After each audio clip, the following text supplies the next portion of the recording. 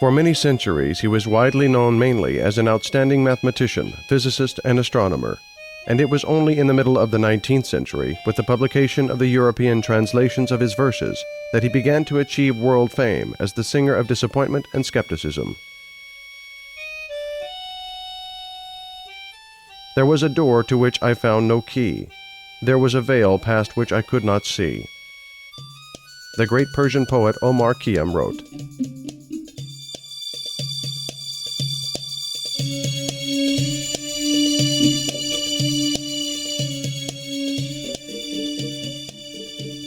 His full name is Ghiyas al-Din Abul Fath Omar ibn Ibrahim Khayyam, which means the tent maker, son of Ibrahim. The date of his birth, May 18, 1048, was established thanks to the horoscope, written by a historian, Abul Hasan al-Bayhaqi, who knew the poet personally. Almost nothing is known about the early years of Khayyam. Most likely he was born in Nishapur, a large city in the east of Iran, lying on the intersection of caravan routes and known for its libraries and madrasa schools. By the age of 17, Omar had gained profound knowledge of history, philosophy and medicine, philology and theory of music. He also studied the Arabian translation of the works of the ancient Greek thinkers thoroughly. Omar wrote his first mathematical treatise as early as during his studies. Among other things, it contained the formula that would be called hundreds of years later the Newton's binomial theorem. At the age of 26, Omar Khayyam was invited to Isfahan, to the court of Malik Shah, the powerful ruler of the Seljuk Turks. Omar was in his nearest retinue and enjoyed the reputation of the soothsayer and astrologist. Commissioned by Malik Shah, Omar was head of the observatory at Isfahan for 22 years. Khayyam developed the best calendar in the world, more exact than the current Gregorian one, accepted in Europe in the 16th century.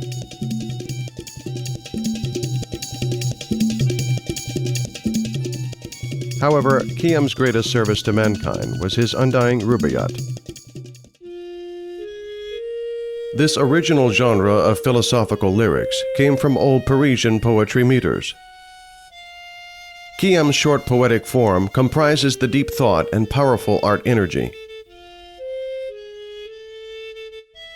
Some researchers believe that, like antique verses, the rubaiyat were sung one by one, and poetic images and ideas developed from verse to verse, often contrasting and forming paradoxes.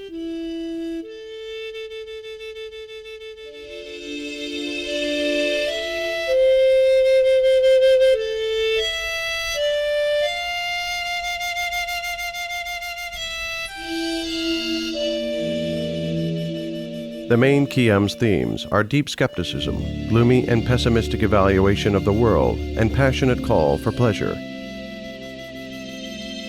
The poet aspires to conceive the eternal flow of fleeting life, asserts human rights on personal dignity and on all the pleasures available to people.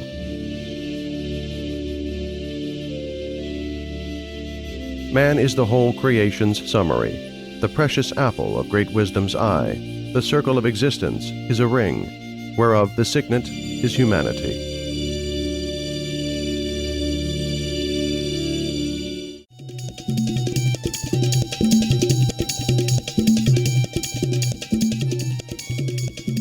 Many researchers analyze Khayyam's creative work from the perspective of Sufism, a mystical current in Islam which Khayyam practiced. In secret Sufi language, beloved means a deity, and intoxication is understood as mystical ecstasy. In this reading, the rubaiyat becomes a multi-aspect theological treatise.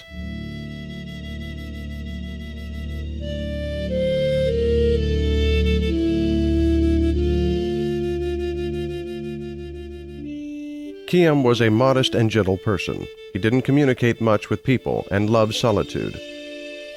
Legend has it that when Malik Shah suggested that Khayyam rule the city of Nishapur, the poet answered, "I don't want to rule the people, to give orders and forbid. I want to devote all my intellect to science, to people's benefit."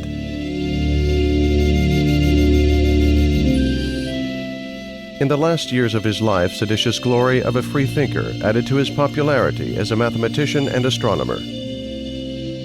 His philosophical views caused spiteful irritation of the adherents of Islam. Relations with the high clergy worsened so much that elderly Khayyam had to make pilgrimage to Mecca, from where he returned as a totally different person.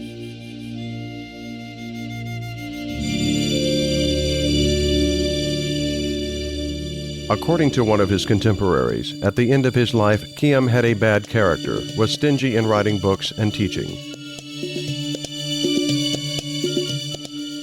The many-sided scientist and free-thinking poet Omar Khayyam died in the city of Nishapur at the age of 83 in 1131.